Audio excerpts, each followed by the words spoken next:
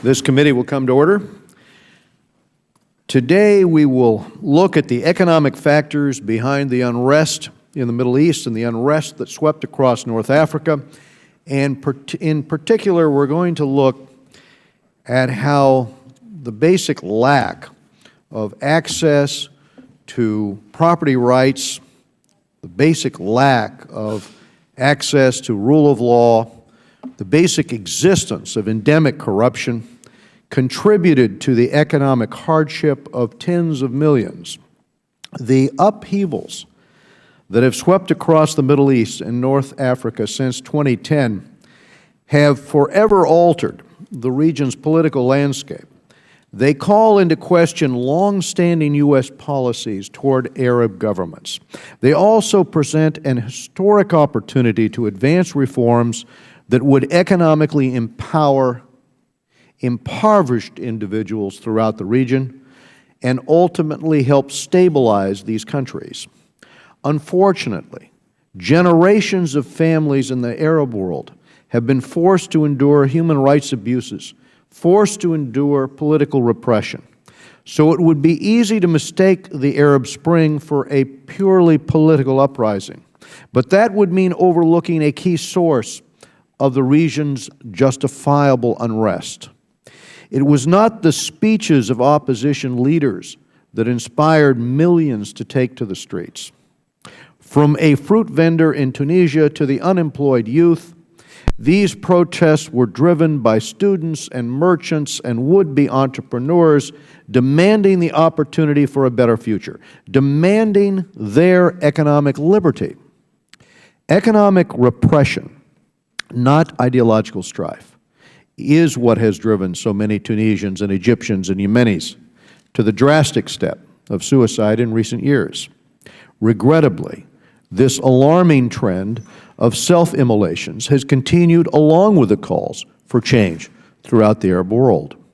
In a political transition, those giving aid have historically focused on strengthening political parties, on organizing elections, on writing constitutions, on drafting laws. But what happens when the motives for popular uprisings are, in this case, more economic than they are political? What happens in that set of circumstances? If we don't consider the economic forces behind the Arab Spring, the lack of legal protections for personal property, the fact of endemic corruption, and other constraints to growth, then no amount of U.S. aid will bring prosperity to the region, which is very much in our interest. We need a major shift in how we view these countries if we're going to respond effectively. For example, can economic growth be achieved in an environment where the majority of citizens are systematically barred from entering the formal economy, where it takes thousands of dollars and up to 2 years to obtain all the proper permits and all the proper documentation to get a license to even make a living? How can access to credit programs be sustained when the majority of entrepreneurs don't have secure property rights and thus no means to provide collateral?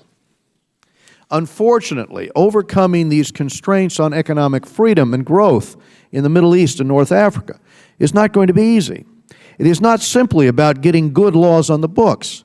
In many cases, reasonable commercial and personal property rights already exist there on paper. But these laws do not materialize there in practice, and that's the problem.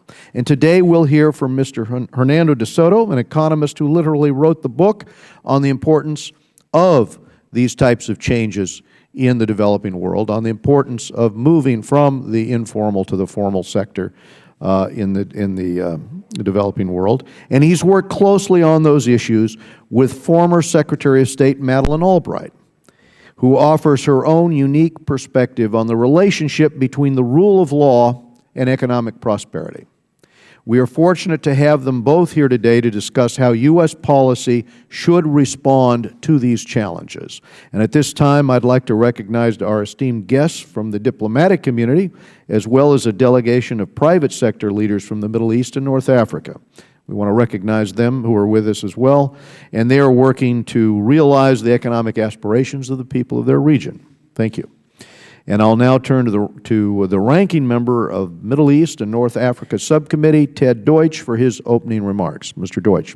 Thank you, Mr.